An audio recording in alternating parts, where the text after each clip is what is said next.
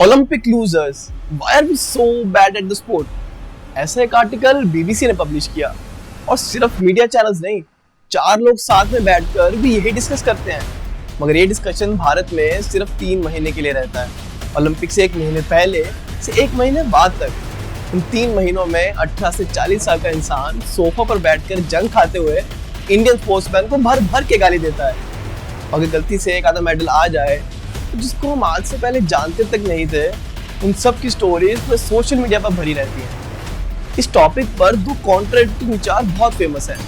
एक वर्ग कहता है that Olympic in India is a losing cause, और दूसरा वर्ग कहता है we are continuously improving.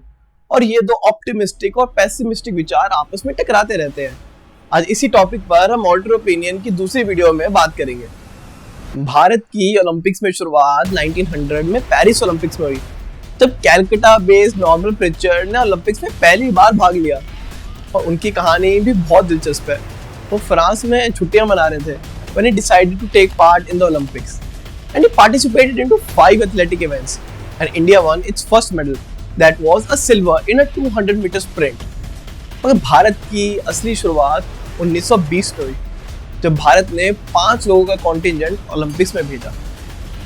Bharat शुरू से ही कुछ स्पोर्ट्स पर निर्भर है, और वो स्पोर्ट्स भी गिनी चुनी है।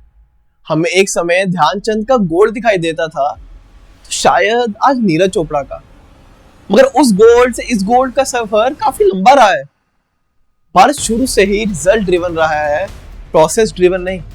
हमें रिजल्ट से फर्क पड़ता है। उदाहरण के लिए इस ओलंपिक्स में मनु भाकर का ब्रॉन्ज सबको याद है, पर अर्जुन बबूता का 4th प्लेस किसी को नहीं।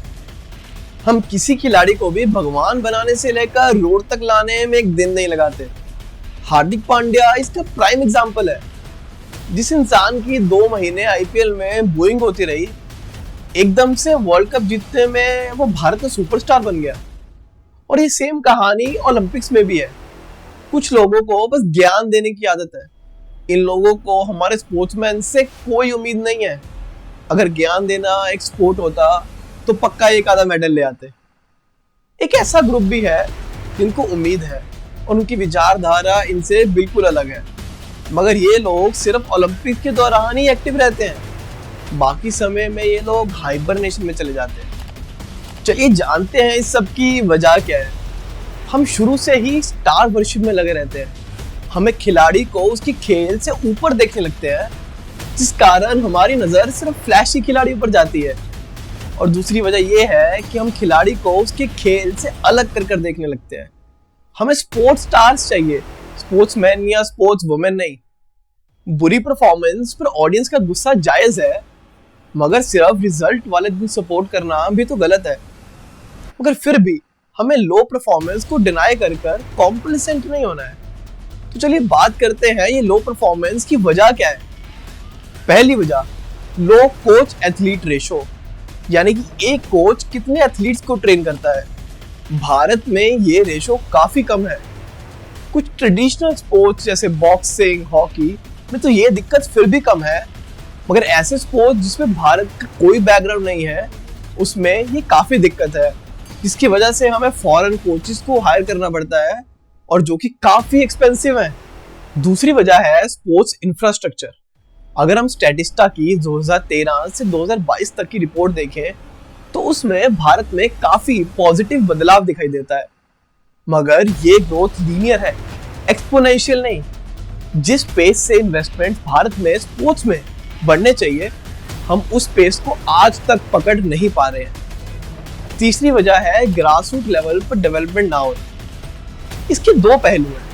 पहला, भारत में स्पोर्ट्स आज भी एक एक्स्ट्रा करिकुलर की तरह देखा जाता है, को करिकुलर नहीं। और दूसरा, स्पोर्ट्स इंफ्रास्ट्रक्चर की तो कमी है ही, पर स्कूल बेस्ड स्पोर्ट्स इंफ्रास्ट्रक्चर की बहुत ज्यादा कमी है। हमें बेहतर तो बनना है, मगर कैसे? चलिए बात करते हैं। पहली स्कीम, टॉप्स प्रोग्राम। ये program potential medal winning athletes को फाइनेंशियल असिस्टेंस से लेकर ट्रेनिंग और इंफ्रास्ट्रक्चर में काफी मदद करता है। भारत के कई मेडल विनिंग एथलीट्स जैसे नीरज चोपड़ा, पीवी संधू को इस प्रोग्राम का काफी फायदा मिला है। मगर अभी भी इस प्रोग्राम में काफी इम्प्रूवमेंट की जरूरत है। टॉप्स का दायरा वाइडन करना होगा। बहुत सारे ऐसे स्पोर्ट्स जिसमें भारत का कोई हिस्ट्री नहीं है, उन स्पोर्ट्स पर ज्यादा ध्यान देना पड़ेगा। नंबर 2, खेलो इंडिया प्रोग्राम। जिस ग्रास रूट डेवलपमेंट के हम ऊपर बात कर रहे थे, काफी हद तक ये प्रोग्राम उसका सोल्यूशन है। खेलो इंडिया सिर्फ मास पार्टिसिपेशन पे नहीं, बल्कि इलीट लेवल पार्टिसिपेशन पे भी काफी फोकस करता है। ये नए पोटेंशियल मेडल विनिंग एथलीट्स को ढूंढने में काफी असरदायक है। स्पोर्ट्स में स्पॉन्सरशिप्स तो काफी बढ़ रहा है, मगर जरूरत है एक प्राइवेट पब्लिक स्पॉन्सरशिप्स की। एक ऐसा कॉम्बिनेशन जिससे एथलीट्स को सिर्फ फाइनेंशियल असिस्टेंस नहीं, बल्कि उनका एक होलिस्टिक ग्रोथ हो पाए। चलिए इस टॉपिक पर एक ऑल्टरनेटिव ओपिनियन भी एक्सप्लोर करते हैं। मेरी तरफ से आपके लिए एक सवाल। ओलंपिक्स में अच्छा परफॉर्मेंस जरूरी है, मगर क्या ओलंपिक्स में मेडल लाना ही स्पोर्टिंग सक्सेस का इकलौता पैरामीटर है? ओलंपिक एक वेस्टर्न कॉन्सेप्ट है। बहुत सारे ऐसे खेल जैसे चेस, क्रिकेट, कबड्डी, जिसमें एशियन देश काफी आगे है, आज तक ओलंपिक का हिस्सा नहीं बन पाए। और ऐसे कई स्पोर्ट्स है जैसे सर्फिंग, सेलिंग, जिसका वेदर और क्लाइमेट की वजह से भारत में संभव हो पाना काफी मुश्किल है। तो क्यों ना हम खो खो, कबड्डी, चेस जैसे खेलों के अराउंड एक स्पोर्टिंग इकोसिस्टम बनाएं। हमें अंधाधुंध मेडल की रेस में नहीं भागना है। मेरी तरफ से आपके लिए एक और सवाल। क्या स्पोर्ट्स का पर्पस सिर्फ मेडल लाना है? और अगर इसका आंसर आपके दिमाग में हाँ आ रहा है, तो आपके लिए कुछ और सवाल। क्या हम चाइना जैसे स्टेट फोर्स्ड स्पोर्ट्स, जिसमें जो स्टेट कहे हमें वही खेलना पड़े और जिसमें आपसे आपका चॉइस ले लिया जाए, क्या हम इसके लिए तैयार हैं? या हम कैनेडियन सॉकर टीम जैसे, जिसमें कोच ने स्पाई किया दूसरे एथलीट्स पे, उस हद तक गिरने को तैयार हैं सिर्फ एक मेडल के लिए? या हमें भी अब सिर्फ मेडल से मतलब है, चाहे वो मेडल डोपिंग से आए? स्पोर्ट्स में डेवलपमेंट जरूरी है, मगर ये डेवलपमेंट होलिस्टिक और एथिकल होना चाहिए। हमारे कल्चर में परफॉर्मेंस कॉम्प्रोमाइज हो तो चल जाएगा, मगर एथिक्स और मॉरल्स नहीं।